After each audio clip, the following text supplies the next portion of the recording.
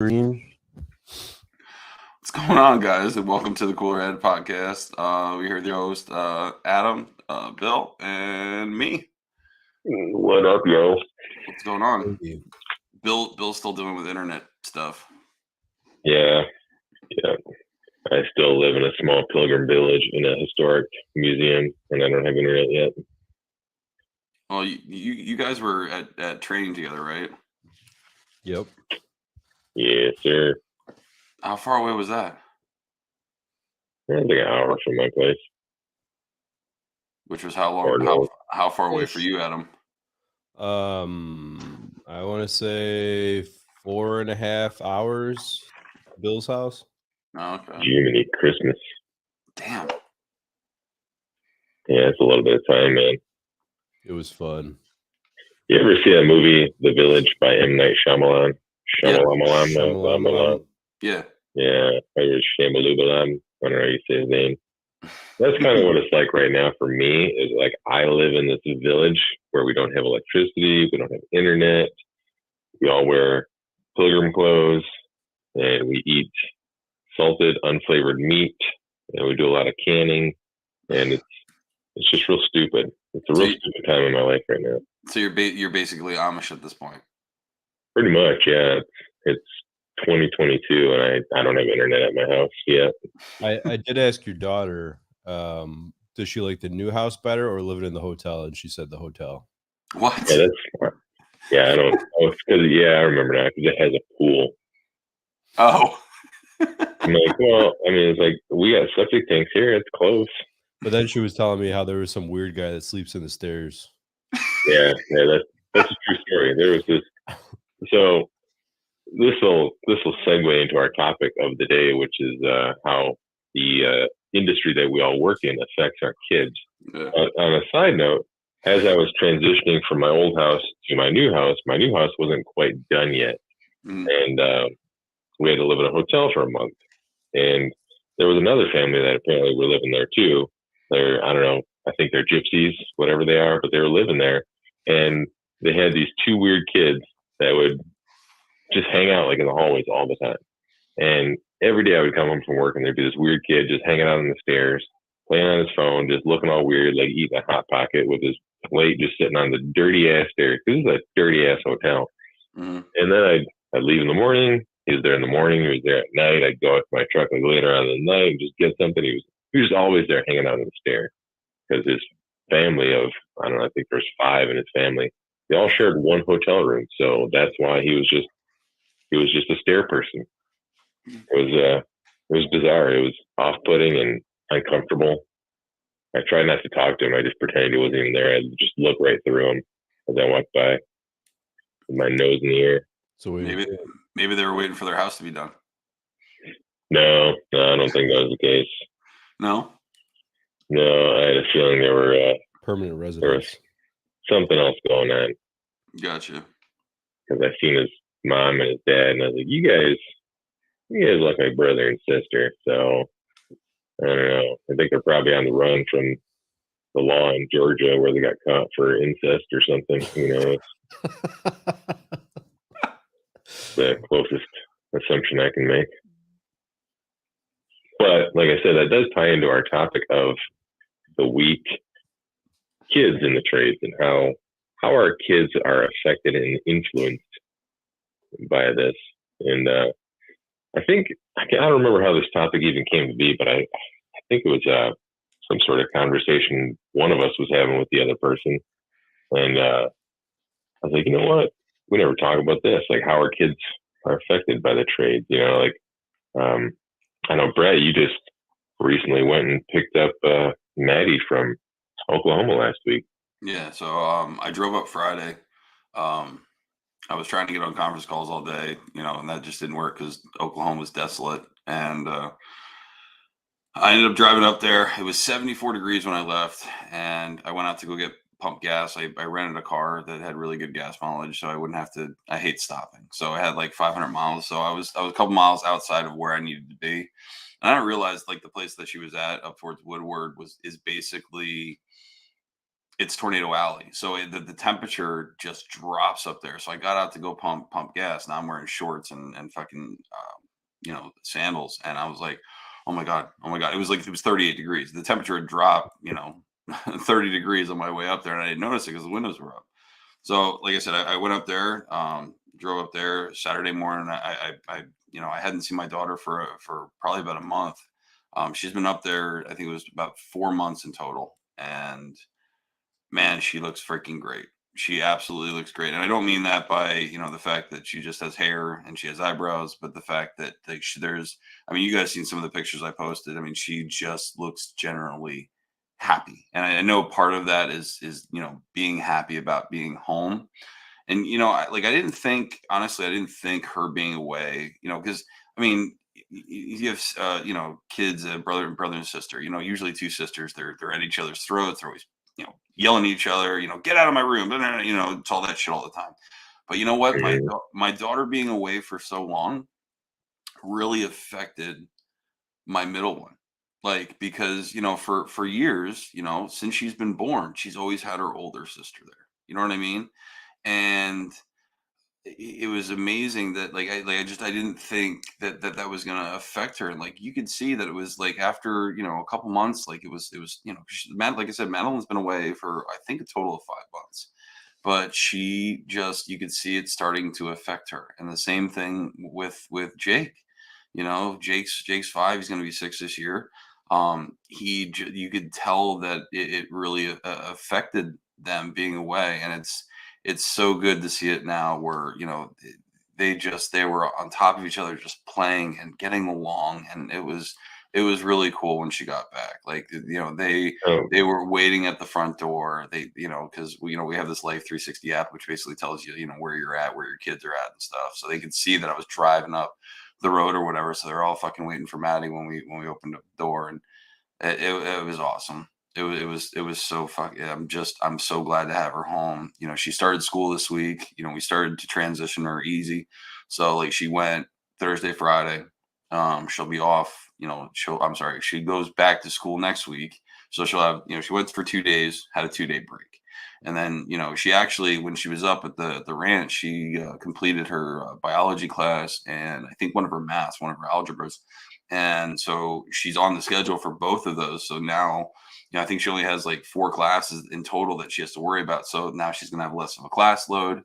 Then when she goes back to school for a week, she'll have off for a week for Thanksgiving. So I think this will be good. I think this will easily like just transition her into, getting back into the groove of things because, yeah, she's been living with, other girls that have similar issues and some worse. Um, but I think as far as settling back in with all the kids that she knows, I think this will be a good smooth transition. now, for those that don't, I guess, know, um, I don't know how much you want to delve into this, but why was she? Why was she up there? What was the So Maddie, reasoning behind all that? I suffer from anxiety. My wife suffers from anxiety, and so does my daughter, my oldest daughter. And what ends up happening is she has what's called trichotillomania. It's the compulsion to pull your hair, your eyebrows, your eyelashes out of your head. And the only thing I could relate it to comparable is like biting your fingernails. When you're nervous, you start biting your fingernails. She starts pulling your hair, and it's once you start doing that one thing, try if you do bite your nails, try to stop, see what happens. You know what I mean? A lot of times things like that you can't do, and plus, it made her feel in control when she was anxiety. That was the only thing that her pulling out her hair would make her feel like she was in control of her anxiety, right? So she was Mhm. up there for at the end of school year. She had some things happen at school, and she ended up needed to go to an inpatient. So she was in an inpatient place for a little bit, and then she needed another inpatient that was, she needed to work on her social skills because like when people are different, like I know I'm weird. I know I'm different. And I know what happens is like people treat you differently. Well, when they treat you differently, you don't really get the real social skills that you would because you're being treated with kid gloves all the time, right? So then you really don't know how to react to those situations. So her having to live with 14 other girls in close quarters that have some of the same shit that she has going on helped her create some of those, those social skills to be able to deal with, other people in high anxiety places. Plus, the whole thing was, to get her meds straight, to do the counseling so she can learn coping skills, and stuff like that. And how long has she been back? We just got back last Saturday. We drove back last Saturday. Oh yeah, so just a week. Yeah. And she hasn't slipped back into any old things. And we tried to make sure we do that. Like, we're going to start cooking every week. Her and I, we're going to pick one meal, she'll go into a cooking book and I'm like, what do you want to cook? We'll figure that out. And then we'll use that as a bonding process. This is kind of a loaded question, but like looking back, hindsight being 2020, of course, looking back, is there any, like anything you've noticed, like, 'cause we're trying to tie this in with the trades, like, is it something like maybe you thought, or maybe you think that this behavior could have been curbed a little bit if, let's say, like you didn't have to work 60 hours a week, or if there wasn't so much stress in the household, or I assume like the other kids don't have this exact same issue. Was it something that was just isolated, or? So she started doing this. She started pulling her hair when she was 5. Like we found out because, like, first off, she started having bald spots, and then you'd see behind the couch or behind the bed where there would just be conglomerate amount of hair. And the first thing as a parent, you're like, why the fuck are you doing this? Like, that's your first response. Like, why? You know what I mean? And part of you as a parent, you're like, what are they going to think? They're going to think that I'm an awful parent. And so, like, you start getting angry about it. And then I was like, at one point I was just like, I just try to help her. You don't leave all emotion out of it. You're just trying to help her with it.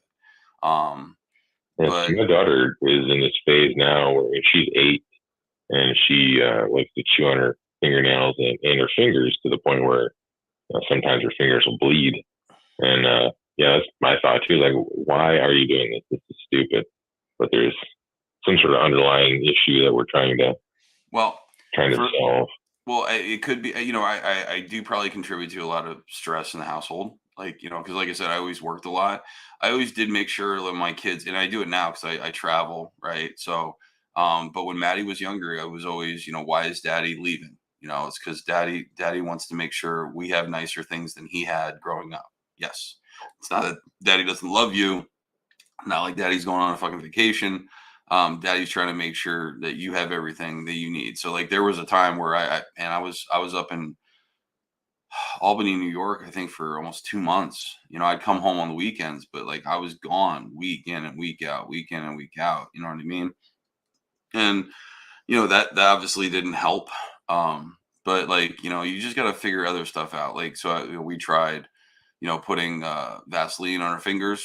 Trying to put something that would deter her. Like if my kid was having the same issue yours was having, I would get them nail polish that tastes like shit.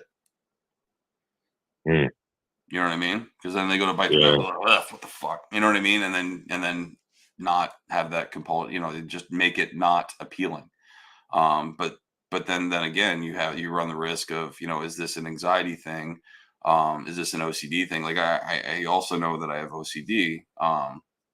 And like what I used to do, I was explaining this to Maddie the other day. When we were driving back, and I was like, yeah, it used to be real bad. Like, I would lock the door before I left. I'd walk about 2 feet out and I'm like, did I lock the fucking door? And then I go back and then I would make sure the door was locked. And I'd get about halfway out the fucking yard.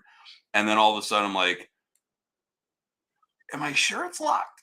And then I would go back and I'd fucking check it again. I'd get in my truck. I'd start my truck.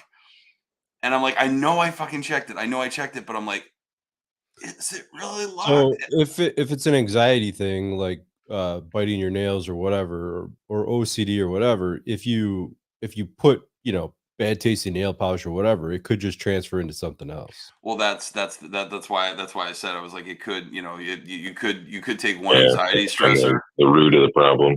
Yeah, and then turn it into something else. If it was just a habit, then yes, then maybe the nail polish would work. But if you think that it's generally an anxiety thing. Like now, Yeah.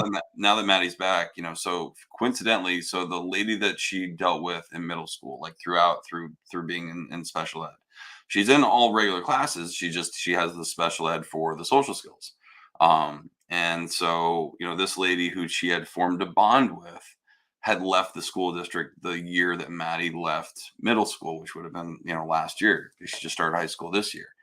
And so she now has her own practice. So it was really cool the fact that we were looking for someone that needed, for Maddie, that needed inpatient, for someone she felt comfortable with. And we're like, shit, this lady has spent more time with Maddie than anyone at school. I was like, this freaking works out amazing. You know what I mean? So I mean, it sucks because, we do work a lot, right? And, you don't want your kids thinking that daddy's leaving because he fucking hates me. You know what I mean? So at a young age, I tried to explain to her that that's not the reason, because I don't want that. I think that would really fuck me up if I thought that as a kid. My parents did this because they didn't want to be around. You know what I mean? So making sure that Like you're open and honest, right? the main issue I've noticed in my household, as far as the family and my kid and the influence the trades has had on the household, is not so much the confusion of like, well, I don't know why daddy works so much, maybe he doesn't like us, that sort of thing. That's there a little bit, but my whole thing was always bringing home all my frustrations from work and not venting them properly. And then I come home and I'm like, I'm already frazzled, I'm already impatient, I've already used up every ounce of my social battery throughout the day. And then I come home and I'm just in a shitty mood. I treat everybody like shit. I'm very sarcastic and rude. And that's like the main thing I've been trying to curb, because I can directly see, how that affects my kid. And then of course, I go to bed at the end of the night. I'm like, oh man, that was pretty shitty today. That's awesome. I only have so many days on this earth with my children, and like, oh, there goes one down the shitter because I came home and I can't handle dealing with idiots at work and dumb shit at work, and then I come home and take it out on the family.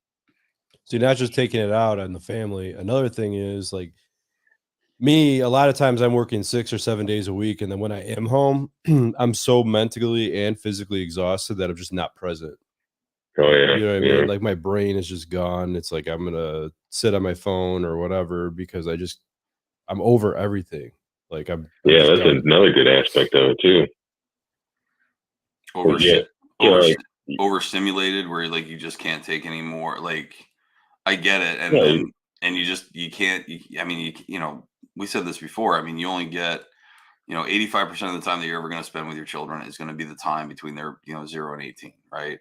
So you fuck that up. You try to do as much as you can, with them, and I'm guilty of it too. Like you get super passive aggressive. Get me a water. I was like, you got fucking legs, like. Yeah.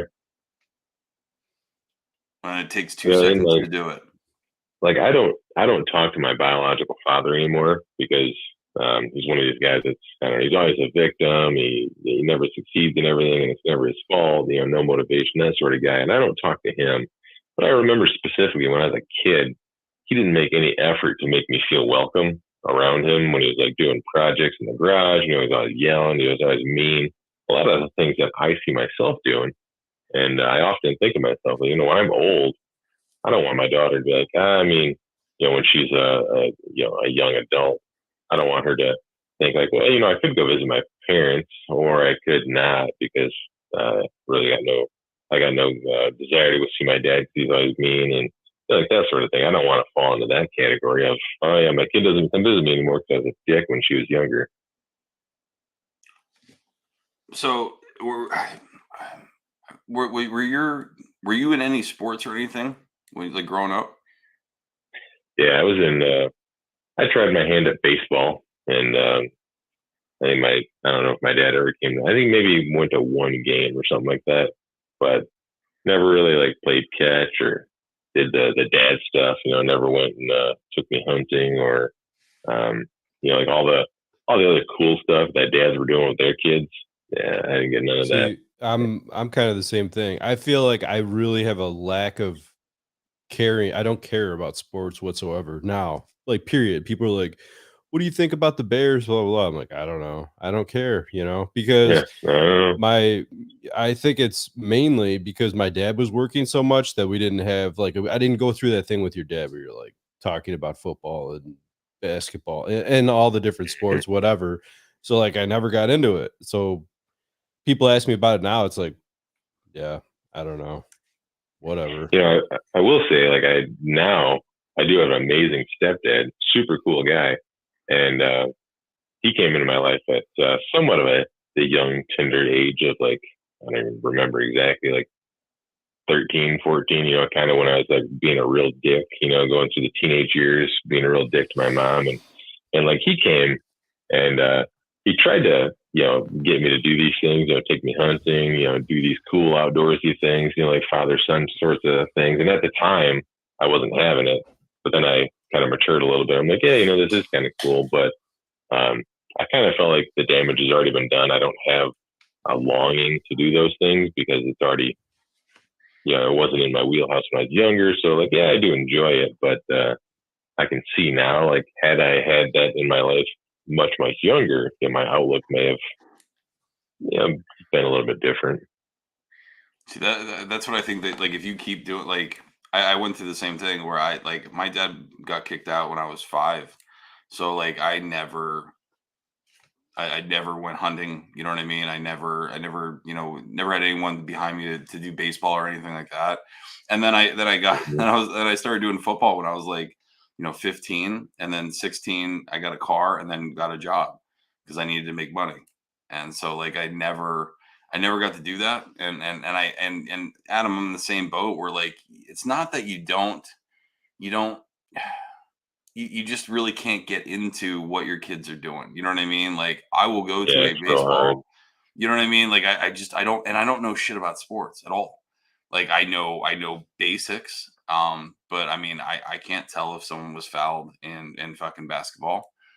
Um Yeah. I Like, can't tell like if it it's was a a home strike. run and you're like, touchdown.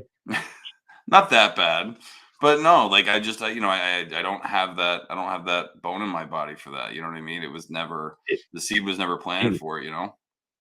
And like, so my daughter does karate, and I've talked about this on the show before, where I set boundaries with my work. I'm like, 2 days a week, I need to be home by 5 o'clock so I can take my daughter to karate, and that was very important that I did that because, like Adam, a majority of the other days of the week, I'm just too wrung out from the week or the day to really, get engaged with anything that she's doing. Like I've always wanted to be one of those sort of hallmark happy goofy dads that are like running around with your kid in the backyard being all goofy, like playing tag, and you're like doing crafts, and like painting and whatever these happy dads do, I guess. And I think, man, I just can't get the gumption to do that. I can't get the energy. I don't have it in me some days. I just want to sit on the couch and let my brain just not think or do anything.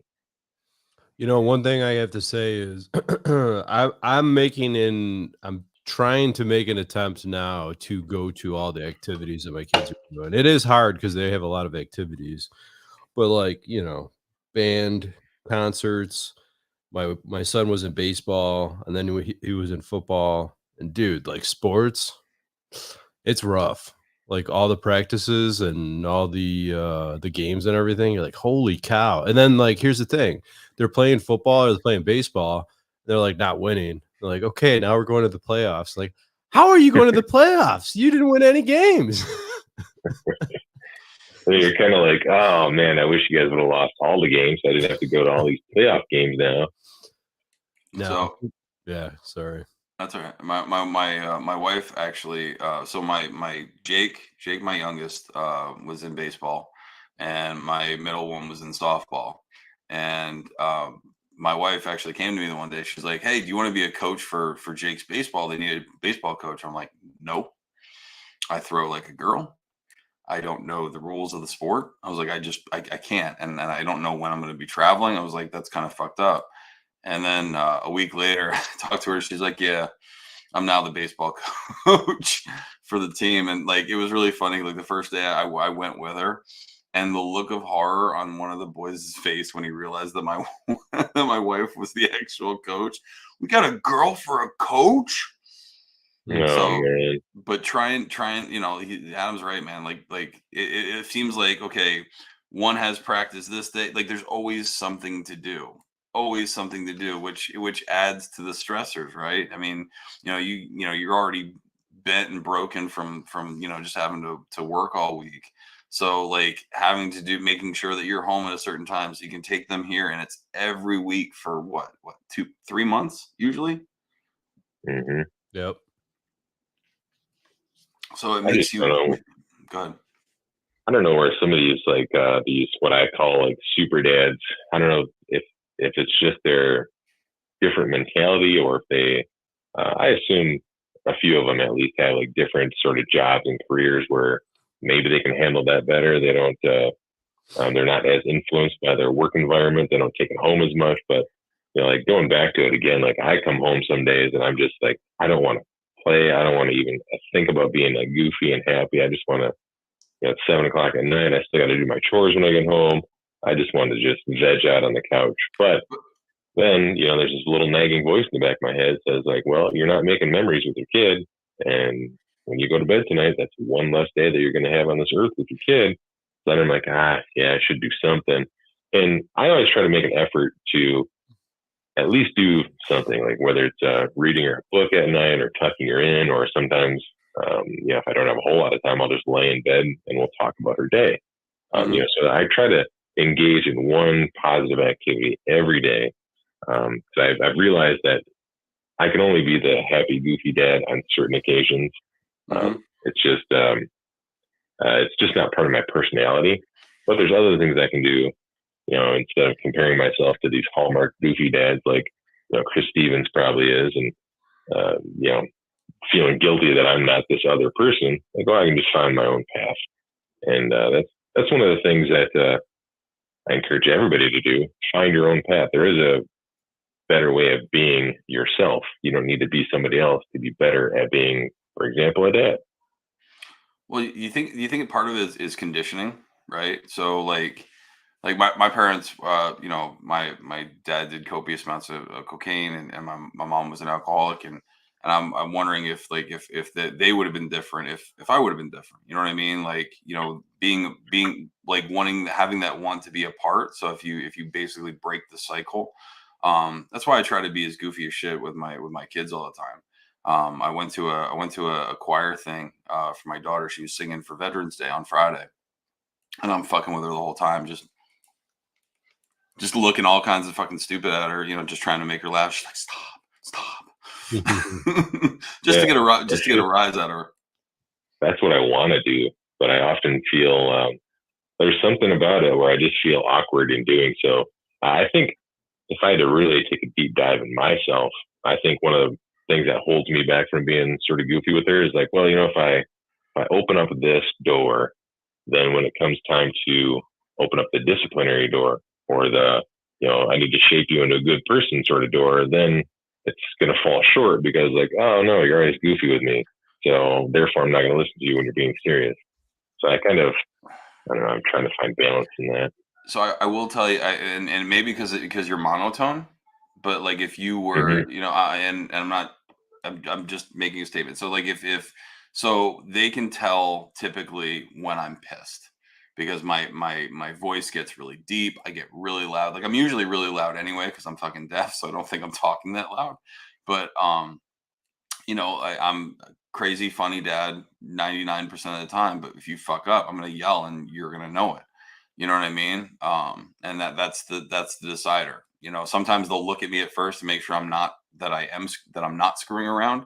And then when I reiterate that I'm like, get your stuff and get over there now. You know what I mean? Like they know that I'm pissed. That's a So, good point. because My they daughter, sense that. They sense the deflection in your voice. You know what I mean? Like one time I wasn't pissed, but like, I mean, sometimes I can come across as just looking angry.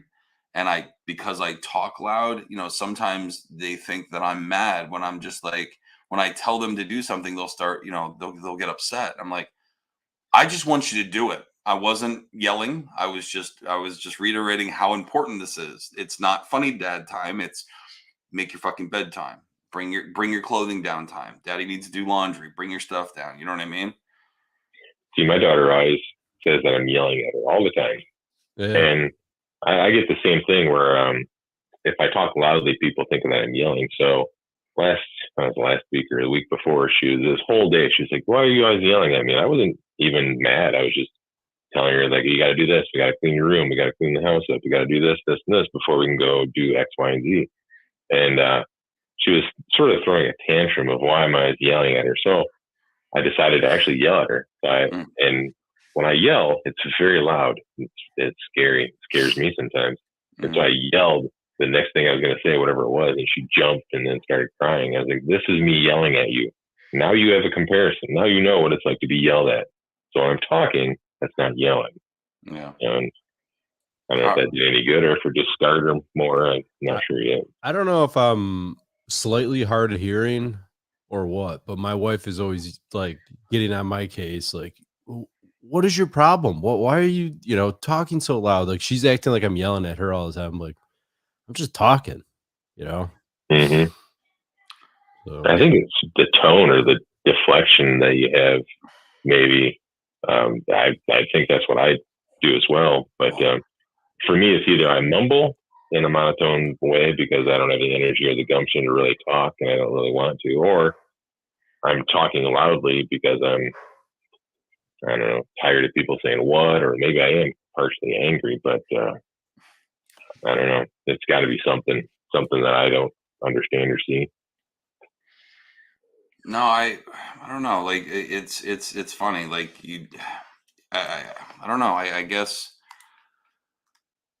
just having to tell because they catch that deflection. Like because they'll ask me sometimes. My wife will be in a mood, and they'll ask why is mom angry? I was like, she's not angry. She's just short because she's at that point at the end of the day too where has no more mental fortitude to kind of juice the batteries. Yeah, where you don't know because you put more effort in it throughout the day. I think at least I do. I know I do as far as like making sure the way I'm like talking to people like. But towards the end of the day, you're so fried where you're like you don't. There's no thought about what you're saying. You're just saying what you're saying. And then that can be construed as you being a prick or something along those lines. I think the thing is too, like, not having a set like hourly job where I get that from from my wife too. You don't do enough stuff around the house, like I'm not doing projects and this and that. It's like, well, I'm freaking exhausted. Well, our neighbors, the guys in the neighborhood, they do it. And like, yeah, well, they sit in front of a desk for 8 hours and do nothing all day. I'm sure they have tons of energy when the weekend comes. And like, the thing is, like, I'm used to getting bombarded all the time with crap and people, I need this right now. I need this right now. This is an emergency. This is an emergency. And like the mental stress, it rolls over into everything, with your wife, your marriage, your kids, and you just don't have patience anymore because, you're being stretched and pulled in every direction, And you used it up all at work. You used up all your patience at work, and then you come home and you just, at least for me, I'm just done some days. Going back to like having a 9-to-5 job, what's really weird is like this time of year, it's kind of slower.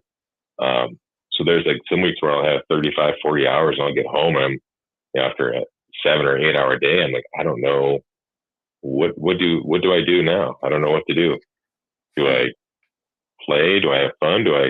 And I run out of things to do. I'm like, I don't know. What do people do when they get home? And I'm just so unaccustomed to being home early and having extra time at the end of the day to engage with family. I don't even know what to do sometimes with it. You're supposed to be sealing the other half of your basement floor. I did that yesterday. Yeah, I actually did that yesterday. So, I mean, we would be doing something else, assembling furniture and shelves. Well, so like I know, like I've tried this with my kids. Like I tried to get them involved. Like when our first couple houses, like we did a lot of work to them and built them up and then sold them and stuff. So I have pictures of Maddie when she was younger, helping me spackle the laundry room because we put it in a closet. And I know usually that you get them all ready and they work with you for about 20 minutes, but their attention span is so short that they're like, yeah, I'm done. You know what I mean? So Oh yeah. it was more prep, getting them ready, making sure they had safety safety glasses on, teaching them how to do it. She would do it once, it would be horrible, and then she'd be like, I'm done. But you know what? That Man, just in that little bit of time though, you made the initiative, you made the effort to spend that time with your kid. You know what I mean? And that's a good point. I think stuff like that, because I mean honestly, like my son will say, "Hey, let's go out. I want to go outside and throw the ball." I'm like, I'm really fucking tired, and like he's like, come on, come Mhm. on. So like, and I'll go out there. We'll be out there for 10 minutes. He's like, yeah, I need a break now. Hmm. Okay. Yeah, that's I want to involve my daughter more in things like this, like fixing up house projects or bringing, like if I bring a compressor home and I want to tinker with it or whatever, like I want to involve her in those things. Hmm. But I have so little patience with her most of the time that I end up just kind of pushing her away in the same way that my dad pushed me away when I was a kid, just yelling like, "Oh, you're not doing it right! Stop doing it! What are you doing that for? Why would you do that? That doesn't make any sense." I'm like, and then I'm like thinking to myself, like, well, she's 8. She's never done any of this before. Why are you expecting her to be on the same level as you? You're 40 and you just learned how to do it, I, whatever year ago. I also found doing other like stuff together that you plan together. So one of the things I used to take Maddie to all the time, every third Saturday, I think it was, over at Lowe's, they usually had or a Home Depot, they had a workshop, and it was free. You just showed up there. They handed you a hammer, safety glasses, or whatever you needed to build said thing, whether it be a little race car or whatever.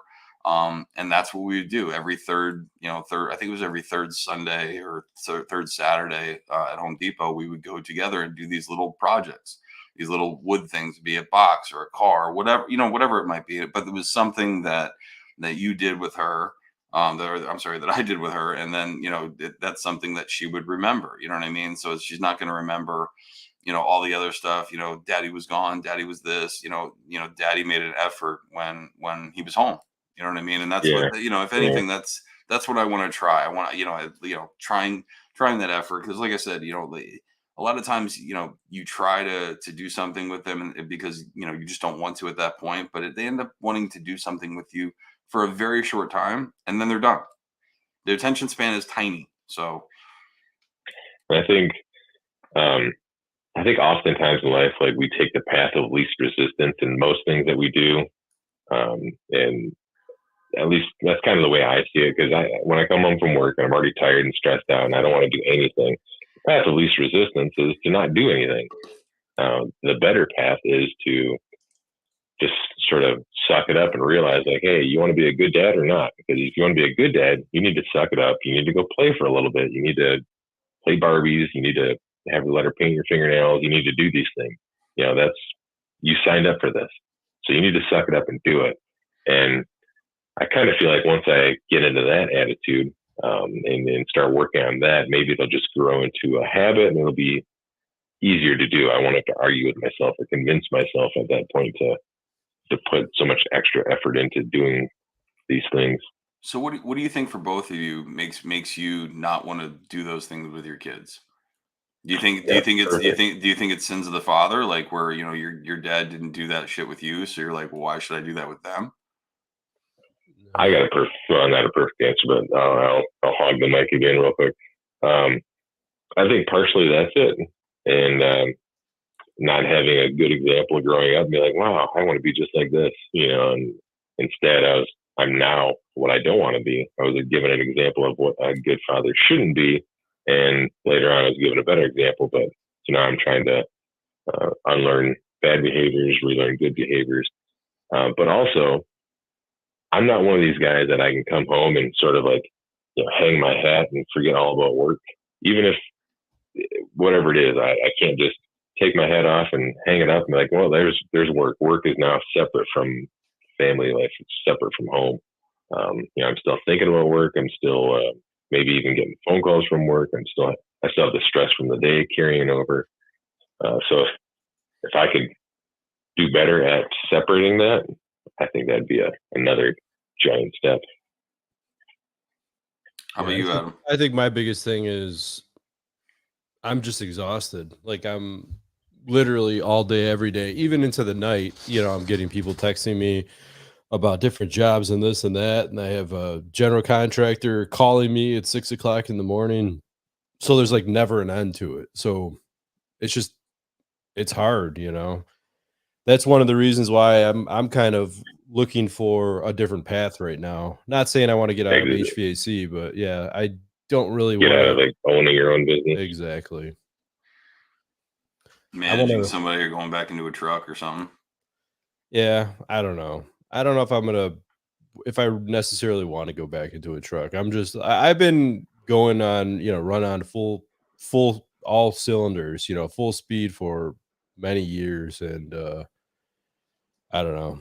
It's just I'm burnt out. I've been burnt out for a long time. Well, like with you being a business owner, there's I'm just a technician. Like, so all the stresses I have are just like technician guy stresses, where I'm like maybe dealing with dumb coworkers, dealing with extra phone calls and that sort of thing. Where it's like you said, you got general contractors, you got customers calling you. You probably have like payroll to think about. You got I don't know, a whole new level of things that I guess I don't have to experience. Yeah, it's not fun. I really don't recommend it. But there's some people that's their love and they're cut out for that. And that's their excitement in life, is running a business and managing employees and doing that. I'm not me. I've realized that. So. Oh, the dream is to sell it to some other bigger contractor that's going to buy it, and then you can make a shit ton of money and retire. That's a dream. Mm-hmm. Yeah. Yep.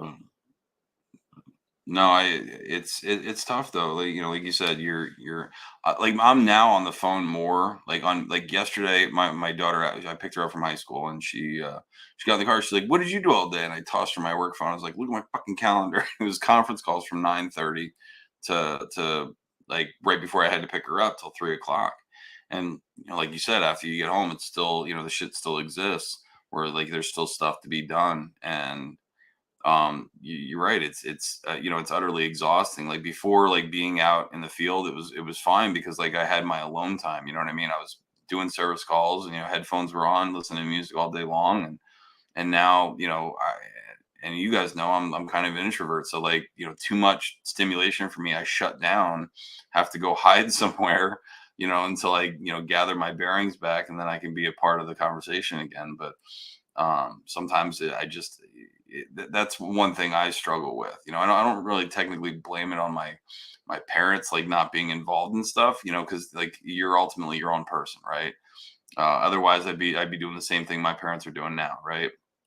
And so, if you really want to make the difference and make the change, and then you're just going to have to buck up and do it, like you've done everything else for your career, right? I mean, because both of your lives could have went totally, right turn, and then just fucked, right?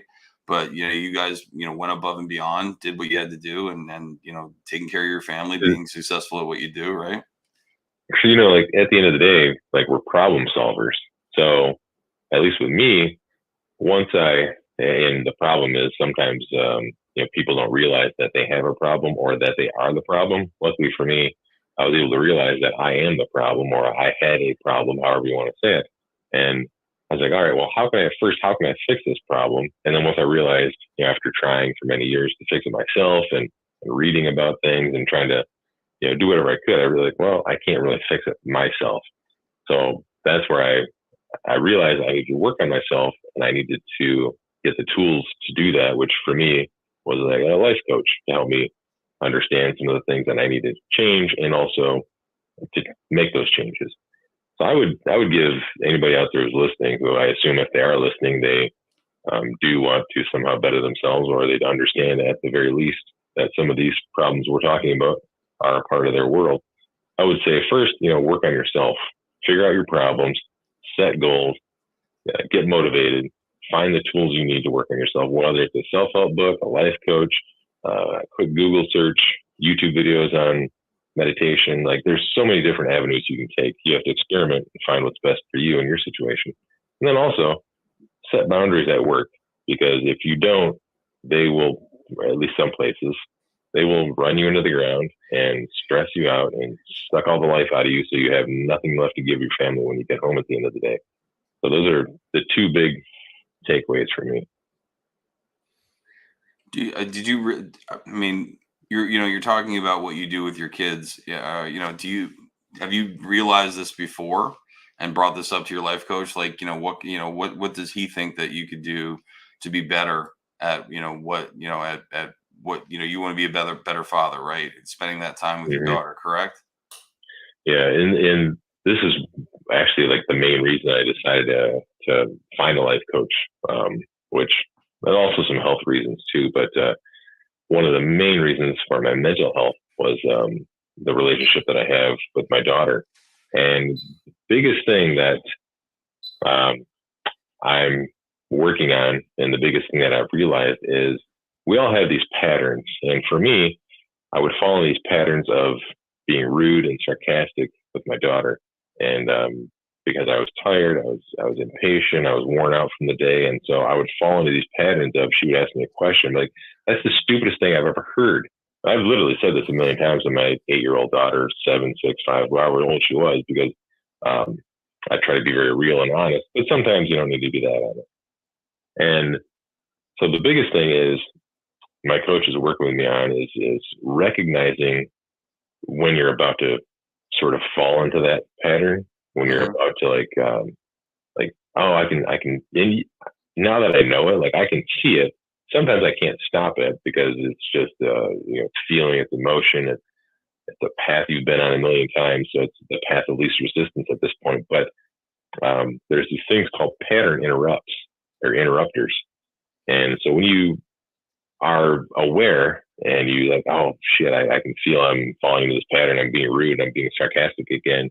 There's these little triggers you can do that will like stop your brain and help your brain create a new pathway. And it sounds kind of goofy and stupid, but like one of the things I do is, in my head, whatever I'm about to be pissed off about, like my daughter asking me like, who invented forks, Dad? I'm like, I've had a long day. I got a million things to do, and I don't know who the fuck invented forks. I don't give a shit. I don't care. Like, like once I feel that coming on, I'm like, I think to myself, and I say this in a weird voice in my head, which helps me break that pattern. I'm like, you're about to get mad and swear at an 8-year-old because she asked you a question about forks. You know how stupid that is? But I'll say it in like a sort of like a stupid voice to myself, being sarcastic to myself. Be like, you realize what an ass you're being because she just asked you about forks, So and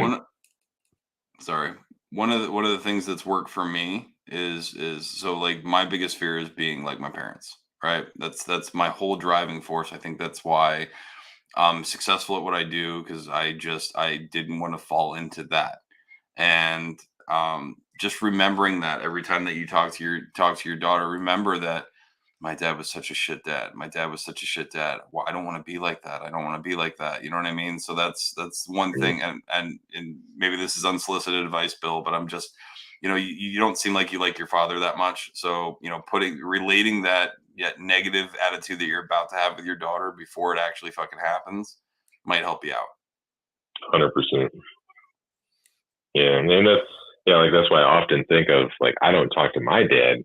And this is one of the things I'm very open with my daughter about the struggles that I have. And I explain to her, like, Daddy's not perfect. I'm working on it. These are the changes I'm making. And like, I'll apologize to her when I'm excessively rude. And I often think of myself, like, I don't want her to not have a relationship with me when she's older, like I don't have with my biological dad. And, that's my choice. Like, I could go talk to him tomorrow, but honestly, I don't have time in my life for toxic people. I only have time in my life for good people who are going to propel me to the next level of betterment. And so that's a side note. But I try to often think about that. Like, I want to be able to talk to her when I'm older and she's older and we still have a relationship. And if I don't manifest that now, it's not going to happen. Adam, you look like you were going to say something. I was just going to say, me personally, I kind of just like, I try to reflect on my actions, on a weekly basis or whatever. And I try to think about what I can do to prevent them from happening, negative actions from happening in the future. So like I'm always making an attempt, but like stress and emotions are hard, right? They're hard to come, get past that. So sometimes it works, sometimes it doesn't. But I'm always trying to be a little bit better than I was the day before. Yeah, it's a good thing to keep in mind too. No. Speaking of daughters, my little one is here, letting me know that it's time for our appointment. All right. We have a counseling appointment today that I have to head out to shortly. You gotta go? Yeah, I should probably wrap it up here and head out. All right, guys, and we'll close it out. Guys, thanks for listening. Hopefully any of this information helped you out, and I guess we'll see you in 2 weeks. Sounds And you know good. what? Like, if anybody out there is listening and they want to shoot some messages out in the Facebook group, do we even have a Facebook group? Yep. Yeah, we do. I thought we did. I guess I'm not very active in it. Mm-hmm. Whoops, can we edit that part out? Yeah, that's all right. Yeah, like get a conversation started in the Facebook group, because I'm open. I don't care about what people think of me. So if anybody wants to talk about it, feel free. Let's get a conversation going. I like that phrase. I think I'll trademark that. You should. I should. Yeah, let's get a conversation going. Yeah, let's do that. Yeah, thanks for listening, guys, as always. All right, we'll see you guys later. All right.